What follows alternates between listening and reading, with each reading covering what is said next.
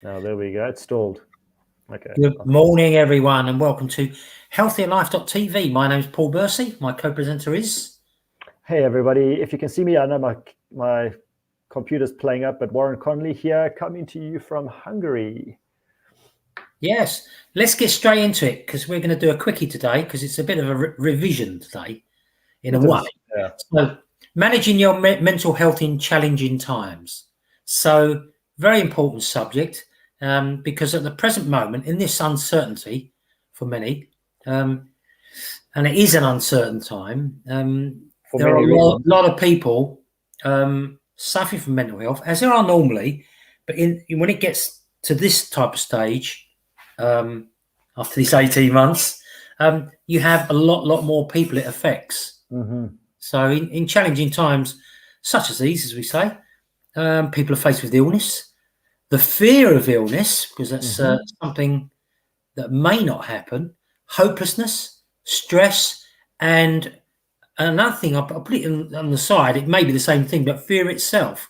So people are looking at it different ways. And all this stuff, and that's without the normal stuff, is not being able to pay your bills and money and things like that. It's a continual circle of mental chaos, you know? Sure. And we all suffer from some form of mental health problems. Some are so small that you never ever realise, okay? And I don't know how people feel about that, but that's how I see it, and having spoken to thousands of people about it. So everyone faces circumstances differently. Whereas one person might be, okay, just shake it off, okay? Another person will start to go down that slippery slope. And it becomes a scourge. Maybe because of high expectations when things have not gone right, or the sheer uncertainty of what might happen. So, what do you think, Warren? Sure. I think it's also people's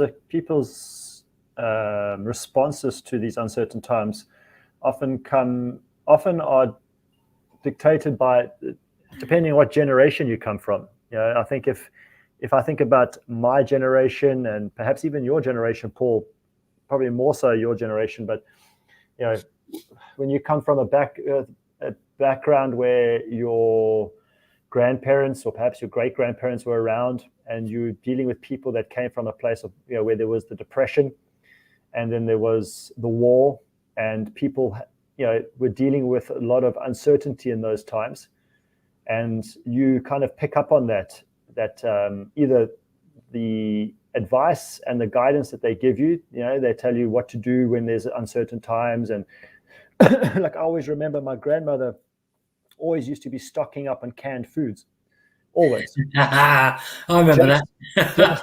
just in case, you know, and that has a lasting impression upon your psyche.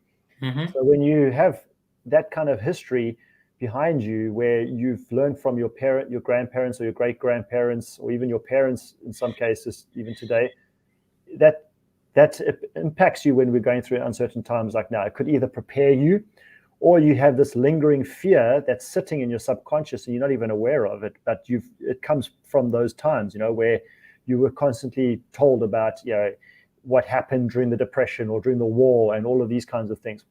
Whereas the younger generations, they've had pretty much good times, really. You know, it's since the 50s, 60s and beyond, things haven't really been that dramatic in terms of global pressures, except besides 2008, 2009, and living, you know, from a living memory perspective.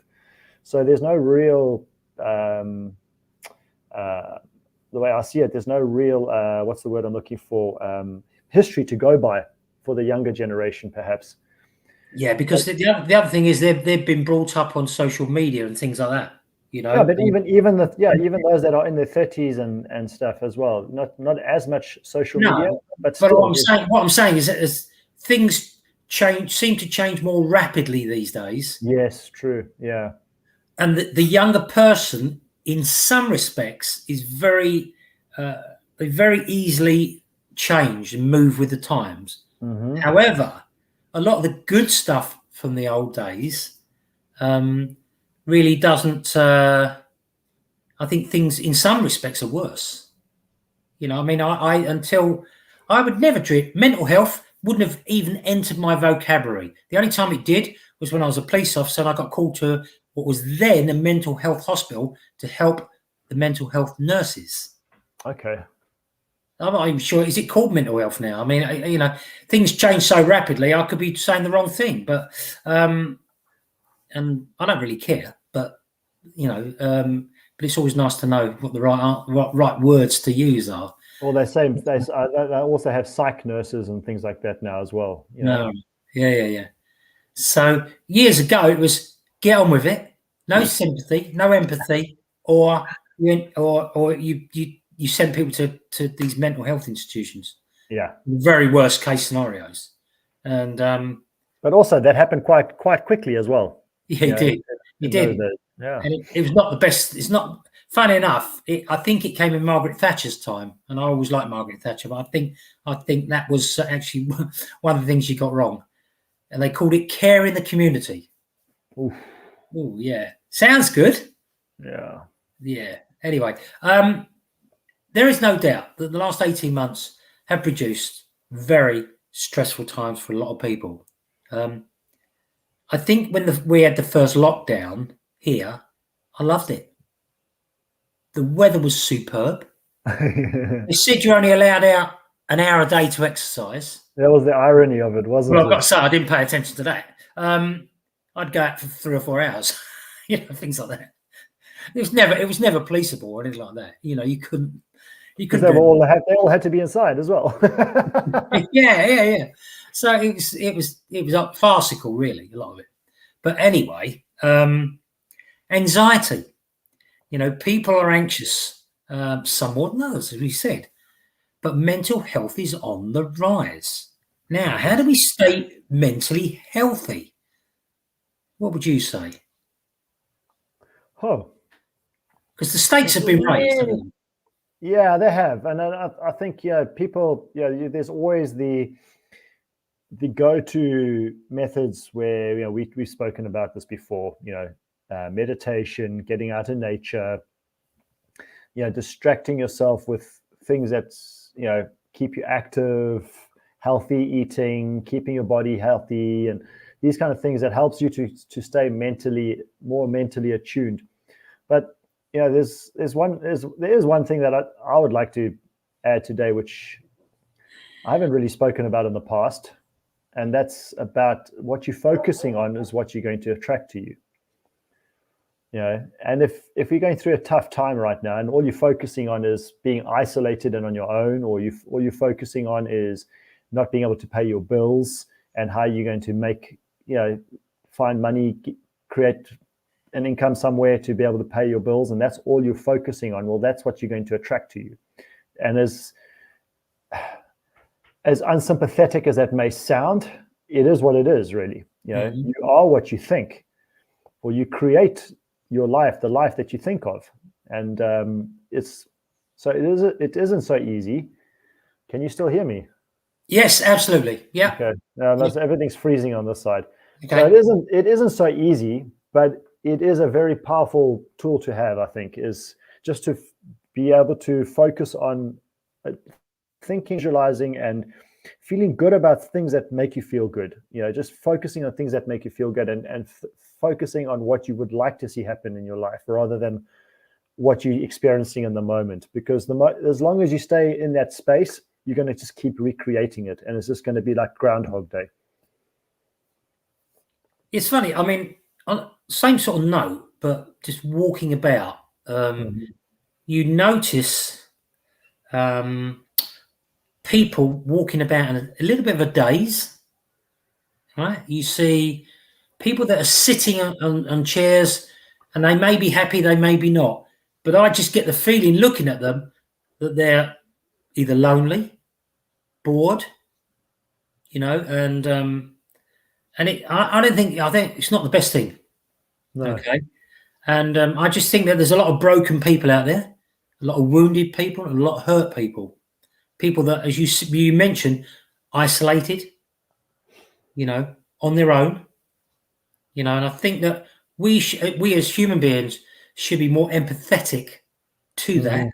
Mm-hmm. And even if you go past someone and say good morning and smile at them, that may be the one thing they were looking for that day. And it's very easy to shun people. And I don't mean shun people as in you do it deliberately. But if I walk past someone and don't react to them, right, then what's everyone else doing? Yeah? Are they walking past and shunning them? Not purposely. They're not doing it. They're in their own little world. Yeah, it's not intentional. No, it's not intentional. But I actually think as a society, we don't really care enough. No, we don't. And that's part of the reason, part of what's causing it. No, I think in most places in Europe today, people just don't care enough. No, I don't think not everywhere, but for the most part. Yeah. And it's not just how you feel that particular day, But even in the UK, like in the 90s, when I lived in the UK in the 90s, it was a very different time then. But even then, people were very cold, and they just kind of walk straight past you. They wouldn't even blink an eye. They wouldn't make the effort just to make some eye contact with strangers at all. It would just always, I always remember my mother sitting on the tube with me at.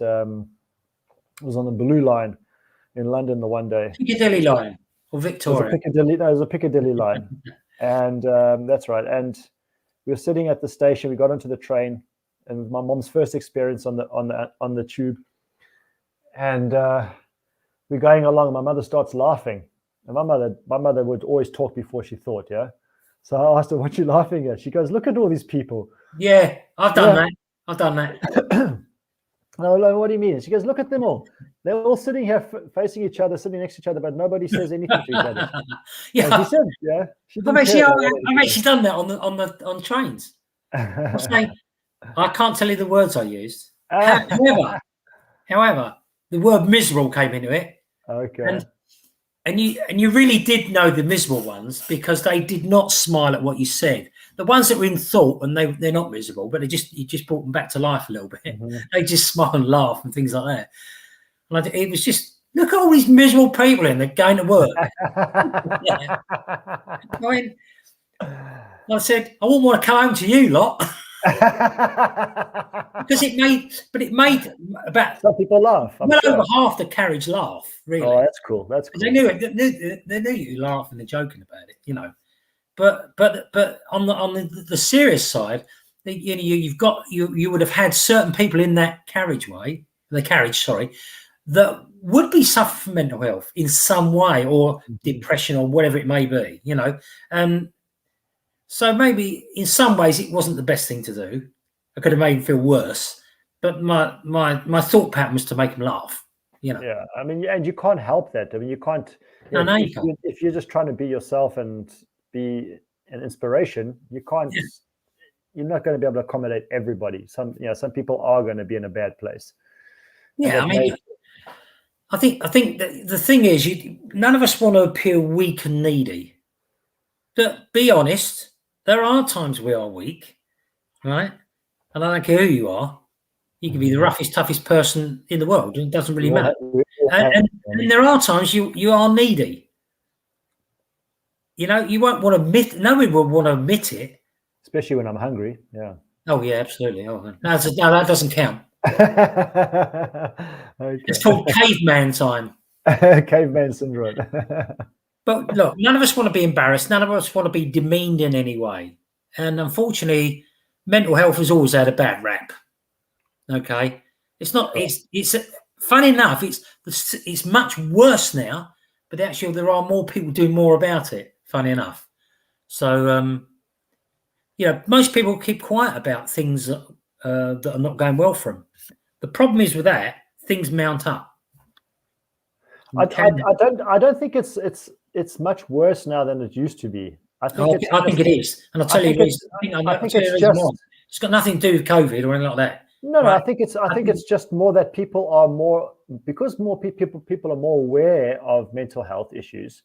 More people are coming out about it. Yeah, and I think that's true. Yeah, and I think, to be honest with you, I think for example, if you look at an athlete, okay, I mean, it cannot be that just in the last 10 years, top level athletes have started struggling mentally, with mental health issues. Footballers seem to be more than anything, don't they? Well, I mean, they're weak anyway, aren't they? Right, I'll rephrase that. We're weak.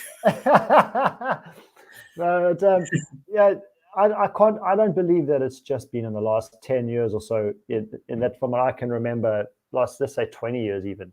I'm pretty sure there's a lot of athletes in the past that had suffered with many health-related issues, mental health-related issues, but they just never disclosed it because, as you said, it was like, come on, get on with it. It was a no-no. That's why. Yeah, exactly. Nobody wanted to know, and nobody wanted to do anything about it. It's very few. If you think about it, like on the flip side, on a different story altogether, let's take something really extreme, okay?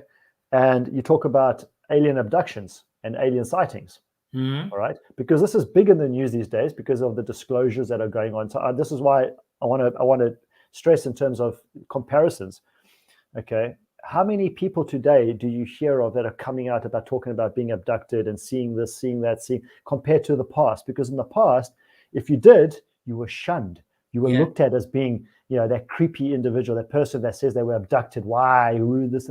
Nowadays, it's more accepted for people to be acknowledged as having been abducted or seeing sightings. So more people are coming out about that. Whether they're true or not is not the point. But it's becoming more socially acceptable and understood from a scientific perspective, and the same as with mental health.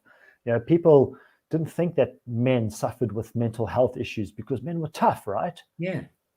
And people didn't think that women suffered with mental health issues because women were not focused. They were solid and balanced and all round and everything like that. So they didn't need to suffer with mental health.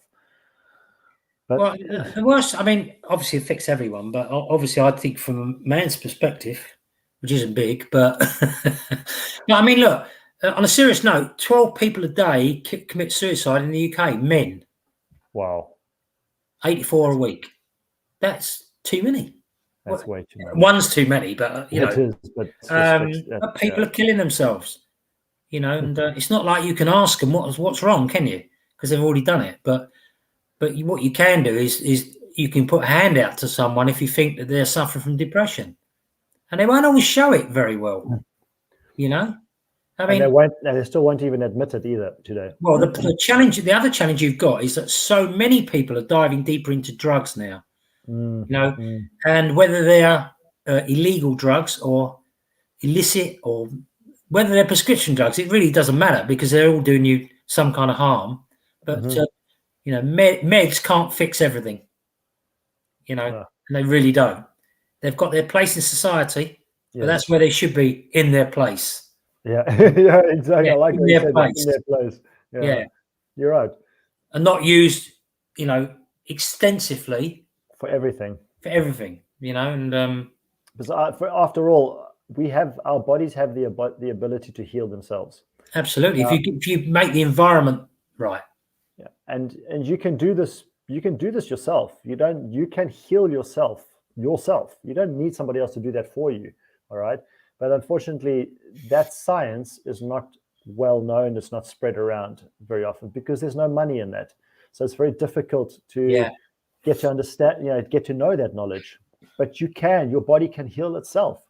And so can you. You can also heal yourself mentally as well. So if with people that do have mental health issues, and I'm not trying to make it sound insignificance is the wrong word, but just devalue the extent to which people suffer mentally. Well, I mean, that's why we're talking varying degrees, isn't there? Yeah, sure. Yeah. And some people will tell you that they live a hell every day. They go through hell every single day, and I get that. I understand that. I've never been through that, but I get it. Nobody knows but the person. Sure, and you can't tell a person like that you can heal yourself. No. You can't. They just won't be able to believe you. Then they need medication to start off with, and then once they're on medication, then you can start to work with them on that side of things. I would always suggest someone goes to see a professional. However, Sure. That's only part of the deal. Yeah. Because there's lots of people who can help you, and it doesn't have to be someone who's a professional. It could be someone just with a kind word, cup of tea. That's the other end of it. Conversation. Yeah. And this is the other thing that I want to. You just said something to me. You can't always go to the doctor, is because also we need to take accountability for our own state. We have to. Yeah, we do. I think each individual case you'd have to look at, but yeah, we should should take our own look. If we either of us start to feel, we know when things aren't right. Let's put it that way. That's the easiest way I can describe it.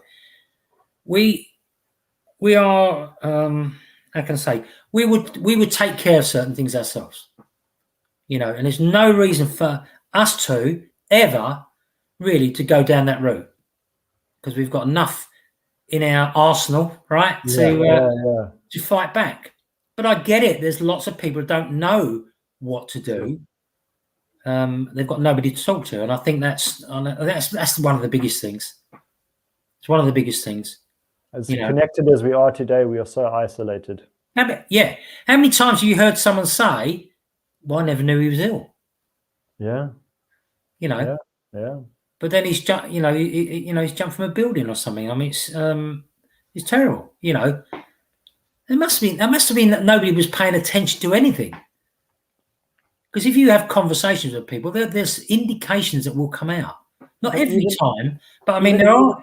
Even so, with people, some people, Paul, that they fall sick. Let's say like they have cancer, and they don't tell anybody about it. Oh, I know. I had a friend at work did that. He kept it completely. I don't know who he told, but he definitely didn't tell work. And I was talking to this bloke every day. And all of a sudden, and then he took a couple of weeks off. Died. Oh, well. He was just very private. He just didn't, Yeah. So I mean, it had quite an effect on me. I don't know. I don't know the reason why he didn't say anything, but that's down to him. That's his. Of course, yeah. That's his, as we say, that's his indaba. That's his prerogative to say or not to say. But also the fact that people do keep it to themselves is just an indication again as to how isolated we have become. The fact that they feel uncomfortable disclosing the fact that they're sick. And I mean, like not mentally. I'm not saying mentally sick. I'm saying like physically sick. But with a mental illness, people just don't feel comfortable telling other people about it. Yeah. I think many people don't, because they think that they're going to be judged. Something inside you's got to say, I've got to do something about this. Unfortunately, the got to do something about it goes both ways. Yeah. And unfortunate as it is. I mean, look, Paul and I are not. We're no psychologists or psychoanalysts as such or anything like that. But we are both coaches, and we care enough about people to want to discuss something like this. As laymen as we are, we have the understanding and the tools, like you say, like Paul, like you touched on, that both you and I have enough tools in our arsenal to not ever go down that road. And then if we ever identify the fact that we are slipping down that slope, we can do something about it, because we understand, we know better. And I think because of that, this is why we want to talk about it, because we identify that people are suffering all the time, everywhere around us, everywhere you look. Like you say, you go to the park and you see people that just look lonely. Yeah, wandering around. And they're on their own. This is the thing. Because you've got the other bit, when you talk to someone, because so many people say, "What are you looking at?" Especially in London. What are you looking at? I mean, I just want to give you a hug, man. Come here, I want to give you a hug. No, I'm definitely not saying that to anyone. Oh my God, I like walking. So, but yeah, I mean, look. So, how do we boost our internal coping skills? What do we do? Give us 3 things that we can do. Always look on the same as my right side of life. Just try to boost your internal coping mechanisms or tools, abilities. Again, it's easier said than done. I get it for some people, but for the most part, for most of us, it's not that difficult. It's just look for positive feedback. Mm. You know, don't go trolling on Facebook and stuff and scrolling on Facebook and social media and YouTube. Oh yeah, I'm going to talk about that in a minute. But looking at all the negative stuff that's going on, watching the news. Just look for positive stuff that's going to enrich your brain, enrich your mind, put you at ease. You don't have to sit and study something, but if you want to switch off for a couple of hours, watch a comedy. Don't go watch an action thriller where people are dying and being decapitated, if that's the state of mind you're in, because that's just going to put you deeper down that rabbit hole. Look, go watch a comedy, watch something that's heartwarming, perhaps, about an inspirational story. How much Norman Wisdom? What? Normal wisdom? Norman Wisdom. Norman Wisdom. Yeah. What's Norman Wisdom? Oh, no, he's one from the 50s. He's really funny. Okay. Really funny. Okay. There we go. And or someone a bit later, Steve Martin. Oh yeah. All right. What a great film. What a movie. What a great film. I've got other ones I watch as well. It's like comedians, Gene Wilder. Yeah, Gene Wilder's really good. Yeah. I mean, it's just watch comedy. I mean, look, I know it sounds a very easy thing to do, but comedy and music, they're the two things I turn to if I'm a little bit pissed off. Yeah. Right. So and it's okay to be peed off as well. It's okay. Yeah, but what people have to understand is that we all feel like that occasionally. Mm-hmm. We all feel it, but it will change. Yeah, it will change. And if it doesn't change, then you need to do something about it. Yeah, that's right. Because at the end of the day, we want to build our emotional immunity to things. Mm-hmm. Doesn't mean to say that it bounces off you, because I think if it bounces off you, you're not dealing with it. But I think if you take it in a bit, accept it a little bit, and say, I know it's there, okay, but what am I going to do about it? How am I going to turn this around? And I think that's important. I think that, because your immune system doesn't necessarily bounce things off. It allows it in a bit and then attacks it. To understand it. And then attacks it. It has to understand. Yeah, you're right. We're talking about acute information or chronic information, right? And acute information. It comes in and then they work out how they're going to deal with it. Mm-hmm. And I think it should be the same with everything else. You build. How often do you see people just not wanting to deal with issues like that proverbial ostrich sticking its sand in the head in the sand? Yeah, I know. Yeah, because they feel that if they're confronting it, they're going to, it's going to stress them out. That's right, because they go, I can't hear you, I can't hear you. Yeah. But it's still there. Mm-hmm. It's like, but yeah. So okay, so 1, 2, 3.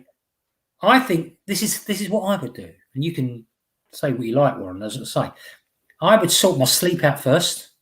Okay. You need 7 to 9 hours sleep a night, and I would sort that out first before I did anything else. The second thing I would add would be some form of exercise every day. Mm-hmm. All right, because that gives you the feel good hormones and everything else.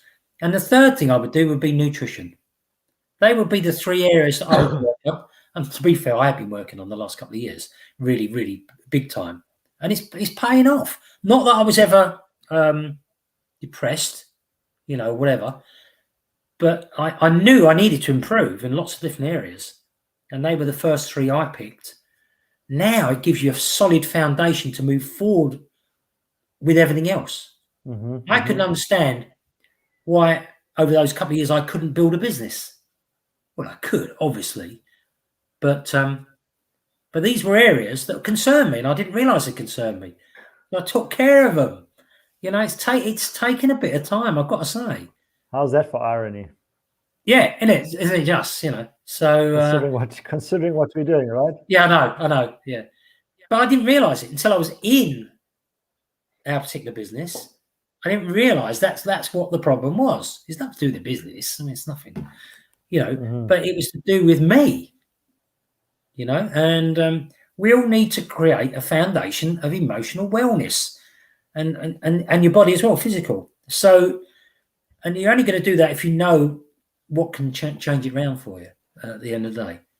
True. So, and we all need to create feel-good factors, whatever it is that makes you feel good. And I'm not talking about illicit drugs, because as long as it's healthy.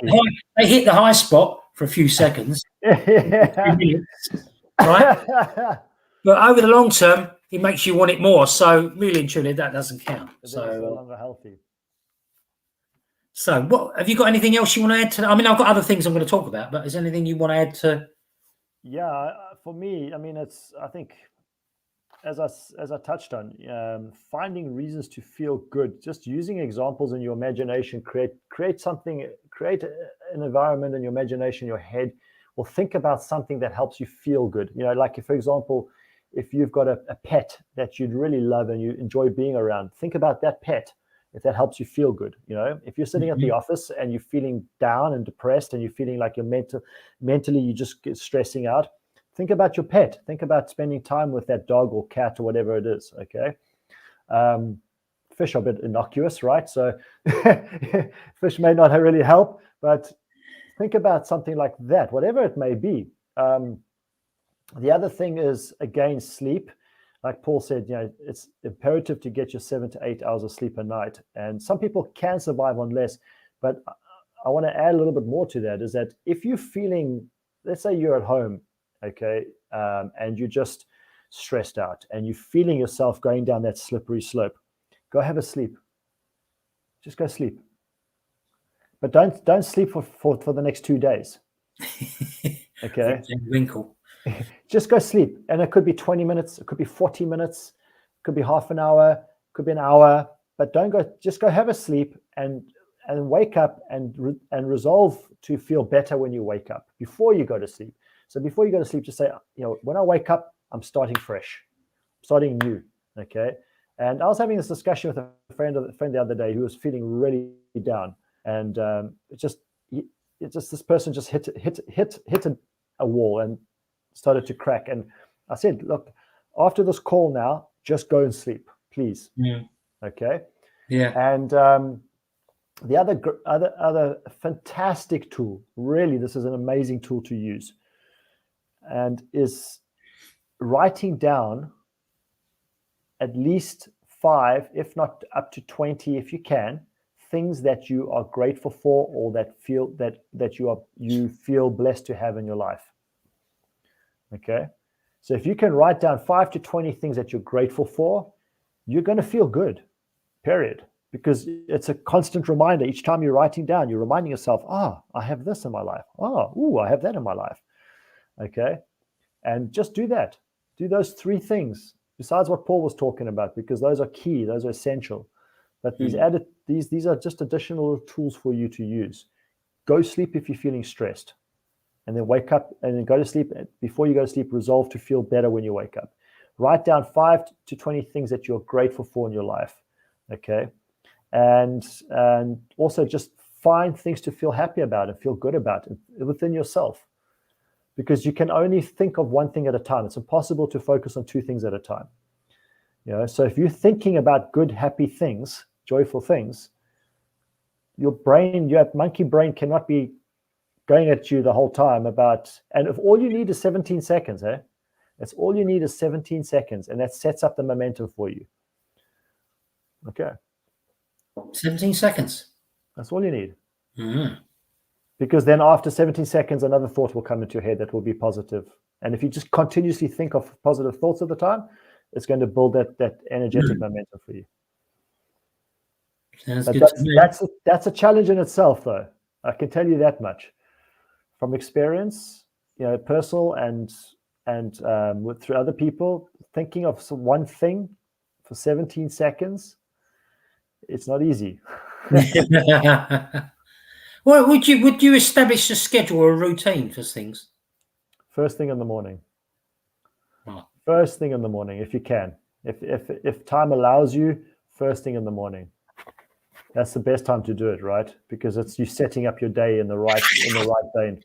There's less opportunity for that negativity, that you remember when you're thinking positive things, or when you're visualizing and emotionalizing happy, positive things in your body, and you start to feel that vibration going through your body, and you start to feel your body changing, you're changing the chemical reactions going on in your body and your head, your brain. So the body starts to produce the chemicals that help you and enable you to feel good. But if you wake up in the morning and the first thing you think of is something less depressing, well, that's where you're going to end up. So if you do that, then immediately go write down 5 things that you feel, or 20 things that you feel grateful for. Start thinking about things that help you feel better, and then if you need to, after that, go for another 20-minute kip. Yeah, last couple of days, I've had power naps. Made a hell of a difference to my day.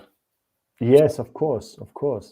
But I know it's normally the kiddies when they go to the first school, right? The kindergarten, yeah. People getting a little bit older, I accept that. But everyone can use it. Everyone.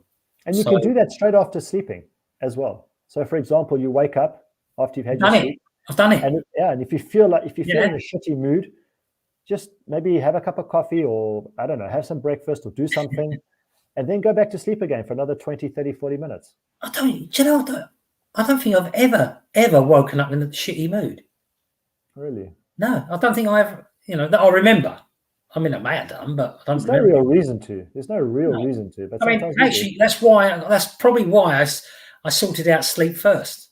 Because I knew that, I like singing in the morning, things like that. I mean, the neighbours don't like it, but I mean, that's their problem, not mine. But it lifts my mood. So you've got to find what lifts your mood, If you need to, establish a support structure as well. Sounds a bit technical, but it's not. It's just find some people to talk to. On a regular basis. On a regular basis, yeah, absolutely. Because the biggest concern is isolation and loneliness, without a shadow of a doubt. And it's like my mother-in-law. My mom says my mother-in-law, she met a new friend the other day that lives down the road on the same road where she is. Right. Further down the road. She met her somewhere else. I don't know where. I can't remember. And they realized that they live on the same street. And they were having a conversation the other day for like 3 hours on the phone. And I'm like, what for? Go over, have a cup of tea, sit in front of the person and have a conversation but not on the phone. You live right next door to each other. So but a phone call can help just as good as sitting in front of somebody. But it is actually better if you can meet with people, just sitting in front of somebody else or beside somebody else, having a conversation can do the world of good for you. Fantastic. Yeah, absolutely. So whatever it is you got to do, don't wait. Do it now. Okay. Learn to nourish your soul and your spirit, however you want to do it. Whether it's faith, whether it's prayer, meditation, exercise, reading a book, I don't know, Mm-hmm.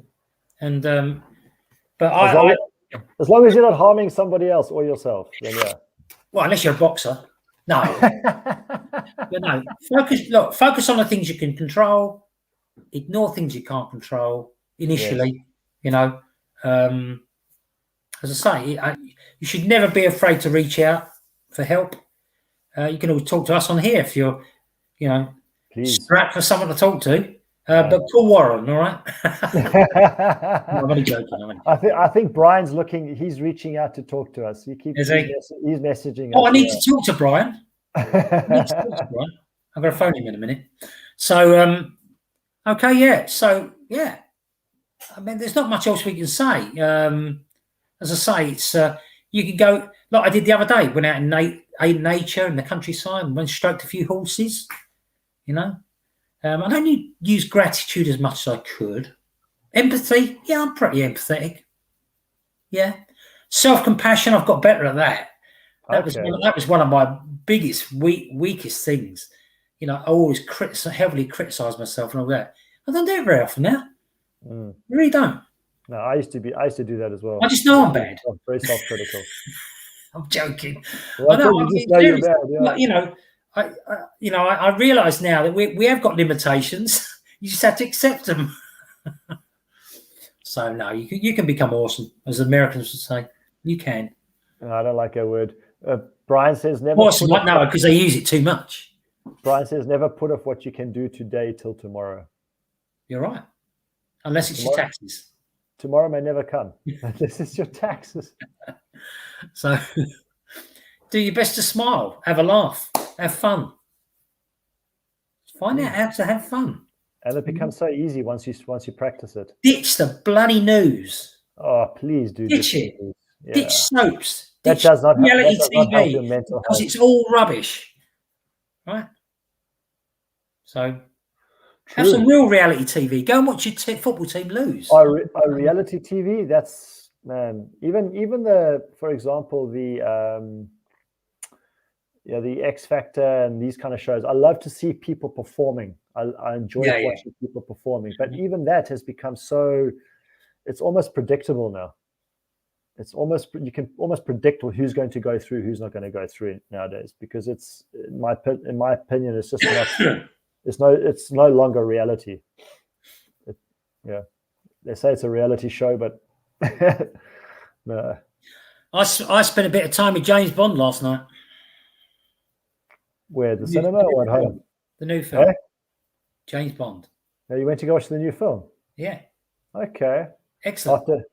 So was it worth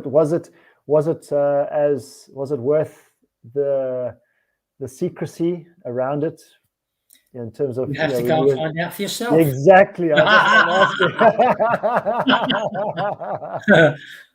can thoroughly recommend it. Mate. Okay, cool. So anyway, we're done. The bottom line is, don't sit around. Do something about it. Speak to someone. Please engage in something. Get moving. You know, as Brian says, always be positive. So go talk. Yeah, Paul touched on this. He mentioned that he was stroking horses. I hope the owners were okay with you stroking their horses. But yeah, I knew the owner. Okay, but animals are an amazing sounding wall. Really, they are to talk to. Whether you talk to a dog, a horse, a cow, they are fantastic animals from a mental health perspective to be communicating with, and just spend time around them. You know, just spending time with an animal like that is hugely beneficial to your mental health. Absolutely. Yeah. Anyway, if you need help in any way, shape or form, especially to do with sleep, nutrition, exercise, this is the place to ask the question. So with that, we're going. Unless you've got anything else you want to say, Warren. Arrivederci. Yes. Okay. Have a fantastic rest of the week. We'll speak to you next week, next Wednesday. And health, wealth, and wellness to you. And Brian, if you need to talk to somebody, you know where we are, huh? Yeah. No, don't worry. I'm phoning him in a minute. So. Speak to you later. Cheers. Fantastic.